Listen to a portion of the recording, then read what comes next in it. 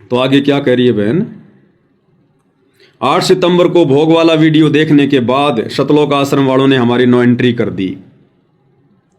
ये दया कर दी परमात्मा ने, बहुत बड़ी दया कर दी। उस काल के जाल से, सतलोक आश्रमों से, उनकी कुसंगति से वही आत्मा बाहर निकल सकती है जिस पर सतगुरु रामपाल जी भगवान की बहुत छप्पर फाड़ दया होगी। नहीं भाई और बहनों, काल की जकड़ से आत्मा इतनी आसानी से निकल नहीं सकती। देख लो, लाखों की संख्या में फंसी हुई है। तो ये पीला पर्चा निकालना, ये नो एंट्री होना, ये आप लोगों के लिए वरदान सिद्ध हो गया। वरदान, जैसे गुरुजी कहते हैं ना, जैसे कोई दुखी व्यक्ति और नाम उपदेश लेने आ गया, वो दुख उसके लिए वरदान सिद्ध हो गया जिसने भगवान से जोड़ दिया। तो ये पीला पर्चा जो गुरुदेव भगवान के द्वारा निकाला गया है या इन लोगों के द्वारा निकाला गया है, ये इस परिवार के लिए वरदान सिद्ध हो गया। भक्ति मार्ग पर दृढ़ता के लिए, शत भक्ति के लिए, मर्यादित भक्ति के लिए। 8 सितंबर को भोग वाला वीडियो देखने के बाद सतलोक आश्रम वालों ने हमारी नो एंट्री कर दी। सिर्फ भोग लगाने और चवर करने पर कहते हैं कि ये पाखंड है। यानी जो तुम गुरुजी को भोग लगा रहे हो ना, और जो तुम ये चवर कर रहे हो गुरुजी की फोटो पर, ये तो पाखंड है, पाखंड।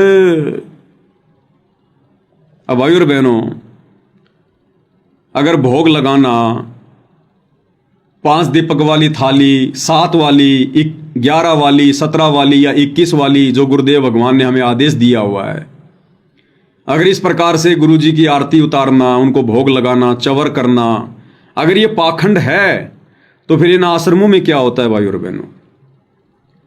फिर इन आश्रमों में क्या होता है? इन सतलोक आश्रमों का आपको एक वीडियो दिखाते हैं। फिर तू ही मेरे ठाकुर राम रूप विशाल, तू ही मेरे बागम, तू ही मेरे बेला, तू ही मेरे पुष्प राम रूप नवे, तू ही मेरे तरवर, तू ही मेरे शाखा, तू ही मेरे वाणी। अब यदि हम सत्सेवक भाई बहन पाखंड कर रहे हैं, तो फिर ये आश्रम वाले क्या कर रहे हैं? फिर अगर हम सत्सेवक भाई बहन पाखंड कर रहे हैं, गुरुजी को भोग लगाकर, गुरुजी की आरती उतार कर, चवर करके, तो इन आश्रमों में क्या हो रहा है भाई और बहनों? ये इन आश्रमों में भी तो चवर होता है सतग्रंथ साहिब के ऊपर। इन आश्रमों में भी तो सतगुरुदेव भगवान की फोटो पर और दाढ़ी मूंछ वाले नकली कबीर की फोटो पर पाठ प्रकाश के समय जो भोग लगाया जाता है, तो चंदन का टीका निकाला जाता है।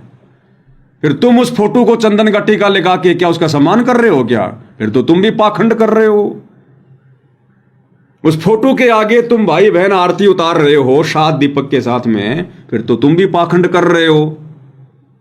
और एक पाखंडी को दूसरे पाखंडी को यह कहने का हक नहीं है कि तू पाखंड कर रहा है।